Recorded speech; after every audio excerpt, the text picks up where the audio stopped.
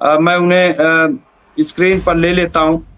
फिरोज अहमद साहब का बहुत बहुत खैर मकदम है। फिरोज अहमद साहब मौलाना आज़ाद यूनिवर्सिटी हैदराबाद के चांसलर रहे, आप कॉलम निगार हैं और इंटरनेशनल खास तौर से मिडिल ईस्ट पर बड़ी गहरी नज़र रखते हैं। मैं इनका इस्तकबाल करता हूं और मैं आज यूएनओ में जो कल मीटिंग हुई थी मैं उसका जिक्र कर रहा था। यूएनओ ने साफ साफ फिरोज बख्श साहब कह दिया है कि अब बहुत ज़रूरी हो गया है कि टू नेशन पर बात किया जाए और इसके अलावा इंटरनेशनल कोर्ट में 40 मुल्क पहुंच गए, वहाँ पे अरब लीग भी पहुंची है, इसके साथ साथ OIC, अफ्रीकी संघ और 32-34 ममालिक, ये सब वहाँ पे पहुंच गए। कैसे आप देखते हैं, क्या कहेंगे? क्योंकि 2 महीने से ज्यादा हो गया, वहाँ खाना पानी रोक दिया गया है, पहुंच नहीं रहा है। सवाल ये कि चीख चीख करके जो एंटोनी गुटरेस हैं वो बार बार कह रहे हैं कि भाई यहाँ बहुत जुल्म हो रहा है, बहुत ज्यादती हो रही है, लेकिन हम देख रहे हैं कि कोई सुनने के लिए तैयार नहीं। मुस्लिम ममालिक तो बिल्कुल हाथ नहीं रख रहे। फिरोज बख्श साहब, देखिए ऐसा है मुमताज साहब, मैं काफ़ी पहले जुड़ जाता, लेकिन कुछ ग्लिच रही नेटवर्किंग की, कुछ मुझे ताख़ीर हो गई, कहीं से मैं आ रहा था तो मैंने कहा खैर देर आए दुरुस्त आयत। आपका जो सवाल है ये दोबारा फिर बड़ा ये अंदरनाक सवाल है, दिल को बहुत ज़्यादा इससे तकलीफ पहुंचती है इसका जवाब देते हुए। आपने बिल्कुल सही फरमाया। देखिए इसराइल के ऊपर ना तो यूएनओ का कोई असर है, उसके ऊपर ना तो अच्छा ये जितने भी ऑयल प्रोड्यूसिंग नेशंस हैं, आपने बिल्कुल सही फरमाया, ये तो बिल्कुल हाथ रखने तक को तैयार नहीं है फ़लस्तीन पे। तो असल में वो उसने हमको आजमा लिया है, इसराइल ने और अमेरिका ने हमें यानी मुसलमानों को आजमा लिया है कि ये इनका कोई माफ़ कीजिए दीन धर्म ईमान नहीं है, ये सिर्फ नाम के मुसलमान हैं और ये मुत्तकी लोग नहीं हैं जैसे हम लोग हुआ करते थे। तो उसने ये देखने के बाद अब उसे पता है कि जब यही आपस में बिखरे हुए हैं, यही इकट्ठे नहीं हैं, तो कोई वक़्त नहीं है उसके नज़दीक यूएनओ की, चाहे 40 ममालिक चले जाएं, चाहे पूरी दुनिया चली जाए, इससे इसराइल को कोई फ़र्क नहीं पड़ता है। क्यों? क्योंकि अमेरिका उसके साथ है और वो समझता है कि अमेरिका की ये समझिए कि हिफाजत के अंदर और उसका जो साथ है उसमें उसका कोई बालगी माका नहीं कर सकता, जो कि बात सच भी है।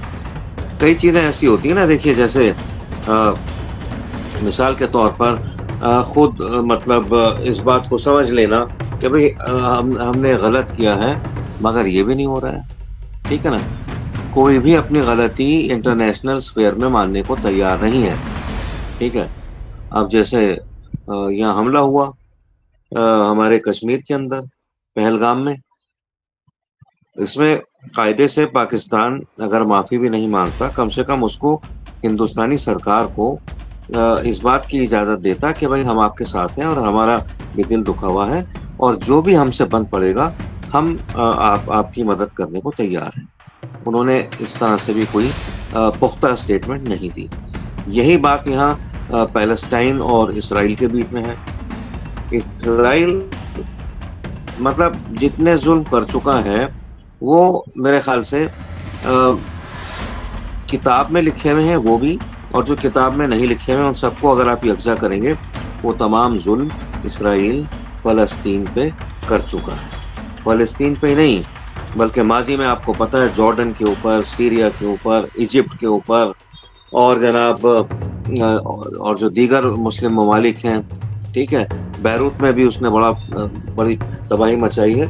तो अब बड़ा अजीब व गरीब इंटरनेशनल सिस्टम है मुमताज़ आलम साहब कि ये सब हो रहा है, बच्चे तड़प तड़प के मर रहे हैं, मुंह में उनके एक घूंट पानी नहीं जा रहा है, कोई उनको रोटी का टुकड़ा नहीं मिल रहा है। बड़ी खबर इजराइल से बड़ी खबर आई है, नूर साहब ने अपडेट किया है, मैं रोकना चाहूंगा। खबर यह है कि वहाँ भयंकर इजराइल में आग लग गई थी, जिसकी वजह से वो आग बहुत तेजी से फैल रही है। और उनका कहना यह है, रिपोर्ट यह है कि वहाँ लोग नंगे पैर भाग रहे हैं, क्योंकि बहुत तेजी से, और उनके पास खाने का कुछ नहीं है। आग की वजह से सब स्वाह हो गया। तो वहाँ हालात जो है बड़े धमाका खेज। ये इजराइल से बिल्कुल ताजा खबर है, मैं और अपडेट करूंगा जी।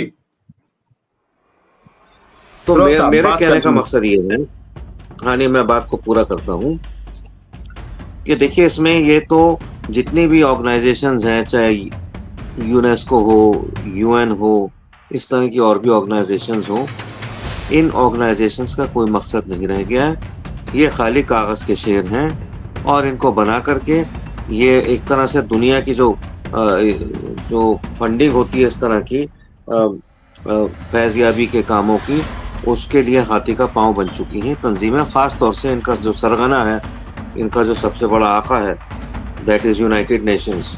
यूनाइटेड नेशंस मैं समझता हूँ कि, मुझे पता नहीं कि जैसे अभी आपने फरमाया था कि अदालत में जो है इसराइल के खिलाफ नेतन्याहू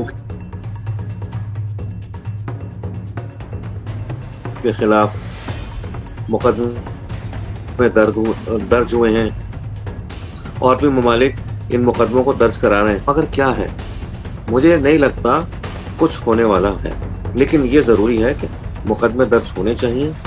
सूनर और लेटर अगर कोई मुकदमा दबा हुआ भी है, कोई मतलब यह है कि कभी भी उसमें जान पड़ सकती है। लेकिन अब जो मौजूदा सूरत हाल है रिजवी साहब, इस सूरत हाल में मतलब यह है कि सिवाय इसके कि इंसान अपना दिल मार के बैठ जाए कोने में, ठीक है, और कुछ कोई नहीं कर सकता। और ये एक ऐसी सिचुएशन है कि आने वाले सालों में जब दुनिया की तारीख लिखी जाएगी, तो जो भी स्टूडेंट जहां भी होगा दुनिया के किसी भी खत्ते में, तो पूरी दुनिया के ऊपर वो लानत भेजेगा कि कुछ साल पहले, 150 साल पहले दुनिया में ऐसा भी हुआ था। ठीक है, जंगें हुई, लेकिन इस किस्म की ये तो जंग नहीं है जो नरसंहार है, जो मसाकर है, ठीक है, जो पूरी नस्ल को ख़त्म कर दिया गया है, नस्लों को ख़त्म किया जा रहा है 1948 से, इसकी मिसाल कहीं नहीं मिलेगी। तो इसमें यह है कि मुझे नहीं लगता कि यूएनओ कुछ करेगी। जयदीप सिंह बुंदेला साहब ने बहुत इंपॉर्टेंट बात लिखी, और मैं चाहूंगा कि उस पर जरूर आप रद्द-ए-अमल दें। जयदीप सिंह बुंदेला साहब ने, स्क्रीन पर भी आप देख सकते हैं कि ट्रंप की मीडिया सहयोगी और समर्थक बोल रहे हैं कि मोसाद एजेंट और वॉर मोंगर्स जो है वो यूएस को ईरान के खिलाफ युद्ध में झोंक रहे हैं। क्योंकि आप देखिए कि ईरान पर जिस तरह से अटैक की बात हो रही है, टकराने की बात हो रही है, क्या लग रहा है कि अगर अमेरिका चाहे तो क्या ये इतनी बड़ी ताकत है, मोसाद हो या इजराइल हो, या कि वो अमेरिका को जबरदस्ती जंग में ले आए घसीट कर? क्या मजबूरी क्या इनके पीछे है?